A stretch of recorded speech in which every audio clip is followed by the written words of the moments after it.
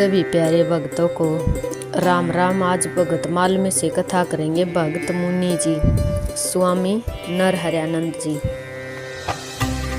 आचार्य भगवान श्री रामानंदाचार्य जी महाराज की आज्ञा पाकर भगत मुनि जी चित्रकूट को चल दिए। गंगा के किनारे चलकर प्रयागराज पहुंचे। वहां से चित्रकूट गए। चित्रकूट में विमल सलील प्रवाहनी श्री मंदाकिनी के किनारे एक टीले पर आप खड़े हुए। वहाँ प्राचीन संत की गुफा थी। उसमें मधुर जीवन निकली और उस मधुर ध्वनि निकली और उनके श्रवण में जा पहुंची। इधर उधर देखने पर गुफा का द्वार मिला। टटिया हटाकर भीतर चले गए। भीतर एक महात्मा के दर्शन हुए और प्रणाम किया, आशीर्वाद मिला। महात्मा जी ने कहा कि तुम सीढ़ियों से गुफा में चले जाओ। आज्ञानुसार उसी मार्ग से वे भीतर घुस गए। अंदर जाने पर बहुत एक अच्छे साफ सुथरे प्रांगण में जा पहुंचे जो अत्यंत प्रकाशमान था। वहाँ देखते ही सुंदर आसन लगे हुए हैं और उनमें से 4 आसनों पर 4 भक्त मुनि योग समाधि में लीन विराजमान है। 6 आसन खाली थे। सोचने लगे कि शायद मुनिजन कहीं गए हुए हैं। प्रत्येक आसन पर जल भरा कमंडल और कंद मूल फल रखे हुए थे। बीच में एक बड़ा सुंदर तालाब, पुष्प वाटिका जिसमें नाना प्रकार के फूल खिले हुए हैं, ब्रह्म गुजर रहे हैं। यह देखकर आप बहुत प्रसन्न हुए। आपने सरोवर में स्नान कर पुष्प चयन किया और अपने भगवान विजय राघव जी की पूजा की और एक आसन पर जा बैठे। दोनों जगह ही भगवान को भोग लगाकर प्रसाद पाया। उस गुफा में जितने भक्त मुनि भजन करते हैं वे सब एकांतिक थे। किसी से कोई मुनि बातचीत नहीं करता था। कंद फूल फल सबके आसनों पर पहुंच जाता था। वे वहां रहकर भजन करने लगे। मन रम गया और आनंद में निमग्न रहते हुए बहुत दिन बीत गए। एक दिन अपने भगवान की पूजा के लिए तुलसी और फूल लेने के लिए वाटिका में गए। तब कुंज प्रसारणी के पास पहुंचते ही उनका शरीर पत्थर के विग्रह तुल्य हो गया। उसी में मस्त हुए बहुत दिन हो गए। एक दिन एकाएक 16 योगिनियों का एक मंडल उस कुंज प्रसारणी के पास आकाश से उतरा। उनकी हथेली पर एक फूलों से भरा हुआ दिव्य थाल था। सब ने भगत मुनि की भव्य मूर्ति पर पुष्प चढ़ाए, नमस्कार किया और अपना अपना थाल रखकर मनोहर मधुर स्वर से वे स्तुति गान करने लगी। स्तुति के समाप्त होते ही उस भव्य मूर्ति में चेतना दौड़ आई, स्तब्ध दूर हो गई और सहज समाधि भंग हुई। वे लड़खड़ा कर गिर पड़े। कुछ देर में संभले, तब सब योगिनियां चली गई। साधारण स्थिति में आ जाने पर उन्होंने अपने विजय राघव भगवान की पूजा का स्मरण हुआया। फूल तुलसी दल उतारने को आगे बढ़े। अब कोई किसी तरह की रुकावट थी ही नहीं। अब वे श्री कुंज प्रसारणी ने अपना रूप ही बदल दिया और वे एक वृद्ध तपस्विनी के रूप में परिणित हो गई। मुनि ने चरण छूकर सादर प्रणाम किया और तपस्विनी ने उनके सिर पर हाथ फेर कर कहा, बेटा जा भजन पूजन कर। बूढ़ी माता के वचनों में वात्सल्य भरा था। उससे संतुष्ट होकर वे आगे बढ़े और तुलसी दल आदि लेकर आसन पर गए। भगवान की पूजा आदि से निर्वित होकर फलों का भोग लगाया और पाया। तत्पश्चात पूर्व स्थिति पर विचार करने लगे। हो उस वाटिका में न जाने कितने वर्ष पाषाणवत होकर मुझे बीते। तब कहीं योगिनियों द्वारा उद्धार हुआ और यहाँ आने पर देखा कि भगवान के ऊपर जो चंदन चढ़ाए गए थे वह वैसा ही गीला लगा हुआ है, सूखा तक नहीं है। मालूम दे रहा है कि अभी अभी वाटिका में गए और लौट कर आए हैं। यहाँ की दृष्टि से ही 2 क्षण लगे हैं और वहाँ की दृष्टि न जाने कितने वर्ष लग गई। महान आश्चर्य की बात है।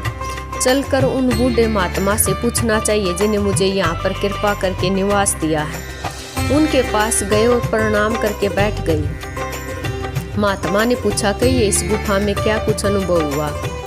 मुनि जी बोले, भगवान विचित्र अनुभव हुआ। तदंतर फुलवारी का सब घटना सुना दी और रहस्य पूछा। महात्मा जी ने कहा, इस गुफा का क्षेत्र प्रकृति से परे है। यहाँ की सब वस्तुएं अप्राकृत हैं। प्राकृतिक देश काल की सरणियाँ काम नहीं करती।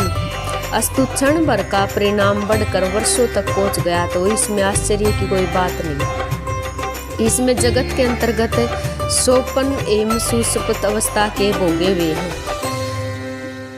दरकतल की ज्योति यदि कंठ और हृदय में उतर आई तो इसमें आश्चर्य ही क्या। ऐसे हुए बिना भीतर प्रकाश कैसे फैले और अंतर जगत कैसे प्रकाशित हो। इस भगवत महिमा की निराली है।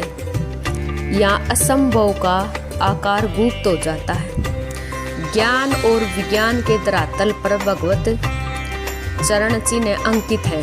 ऐसा साफ दर्पण है कि इसमें अपनी मुखाकृति स्पष्ट दिखाई देती है। यहाँ बिना प्रयास आत्मज्ञान प्राप्त हो जाता है। भगवान के 16 गुण का यहाँ सहज विकास है। वृद्धा तपस्विनी के उपदेश अनुसार भजन पूजन करते रहो, तुम्हारा मनोरथ पूर्ण हो जाएगा। मुनि जी वहाँ से उठे और आसन पर आकर वाटिका में तुलसी उतारने के लिए गए। देखते हैं कि फुलवारी में आज एक भी तुलसी का विरवा नहीं। खूब ढूंढा, एक भी नहीं। बड़े आश्चर्य में पड़ गए और विचार करने लगे। चारों ओर दृष्टि घुमाकर देखने लगे तो दूर पर एक तुलसी वनिका दिखाई दी। उसने मुनिराज के चित्त को खींच लिया, परंतु वहां जाने का मार्ग पथरीला, विकट और संकीर्ण था। भगवान का नाम लेकर चल पड़े। सुंदर पावन नाम की ध्वनि सुनकर माता दिव्य भूमिका को दया आ गई। उसने सुमनन मार्ग कर दिया। मुनि जी आनंद पूर्वक तुलसी वनिका में पहुंच गए। वहां एक कन्या मिली और उसने तुलसी दल उतारने से मना किया। बड़ा हुआ हाथ एकदम रुक गया। मुनि ने पूछा, वत्से, इस वनिका का स्वामी कौन है? तू क्यों भगवत सेवा के लिए श्री तुलसी दल उतारने से रोकती है? अच्छा, एक ही दल ले लेने दे। कन्या ने हंसकर कहा, बाबा जी, ये तुलसी वनिका माता अनुसुईया जी की है। उनकी आज्ञा सी ही है। देखिए, यहाँ के पक्षी और मृग भी इसमें प्रवेश करने का साहस नहीं करते। माता की आज्ञा सबको मान्य होती है। और मुनि जी ने कहा, मुझे महामाता जी के पास ले चलो, मैं स्वयं उन्हीं से एक तुलसी दल मांग लूँगा। विश्वास है कि वे एक पत्ता तुलसी दल देना स्वीकार कर लेंगी। कन्या उन्होंने भूगर्भ के मार्ग में से ले गई और वहाँ एक मठ दिव्य मंदाकिनी के तट पर था। उसे दिखाकर कहा, आप माता के स्थान में पहुँच गई है, मैं जाती हूँ। दर्शन होने पर प्रार्थना कर लीजिएगा, तब मैं एक दल तुलसी दे दूंगी। यह कहकर वह गुप्त हो गई। मुनि जी माता के दर्शन की इच्छा करते हुए इधर उधर विचरने लगे। इतने में 2 तेंदुए सामने कटते हुए बड़ी तेजी के साथ आते हुए दिखाई दिए। इन मुनि की और उनकी दृष्टि थी। धीरे धीरे वे पास की घनी झाड़ियों में चले गए। डर लगा हुआ था कि कहीं छिपकर आक्रमण न करें, किंतु ऐसा नहीं हुआ। थोड़ी देर में एक जोड़ा मोर का मठ पर दिखाई दिया। वह थोड़ी देर रहकर चला गया। कुछ समय बाद 2 पेरवा पंख जोड़े आकाश मार्ग से उड़ते हुए उतरे और मुनि के कंधे पर बैठ गए। उनका ऐसा करना मुनि को अच्छा नहीं लगा। उन्होंने दोनों को पकड़कर पृथ्वी पर छोड़ दिया। वे स्वाभाविक ध्वनि करने लगे। उसे सुनकर मुनि ने उन्हें अपने हथेली पर बिठा लिया। वे सिर पर चढ़ गए और फुर से उड़ गए। मुनिराज सोचने लगे, 2 चित्ते, 2 मोर और 2 कपोत क्यों आए? कम या अधिक नहीं। संध्या हो गई। थकावट सी मालूम देने लगी। चंद्रमा की चांदनी फैल गई। मंद मंद पवन चलने लगा। नींद आ गई। स्वप्न में भगवान अत्रि और माता अनुसुईया जी के दर्शन हुए। माता जी ने कहा, वत्स्य, हमारे दर्शनार्थ तुम विकल थे, अतएव तेंदुआ, मोर और कपोत के रूप में हमने तुम्हें दर्शन दिया, पर तुम लख न सके। कली काल में सहसा प्रत्यक्ष दर्शन का नियम नहीं है। किसी न किसी व्याज से प्रथम दर्शन होते हैं। और अच्छा, अब तुम मलिका कुंज में जाकर रहो। कन्या से कह देना, माता ने तुलसी वन का स्वामी बना दिया है।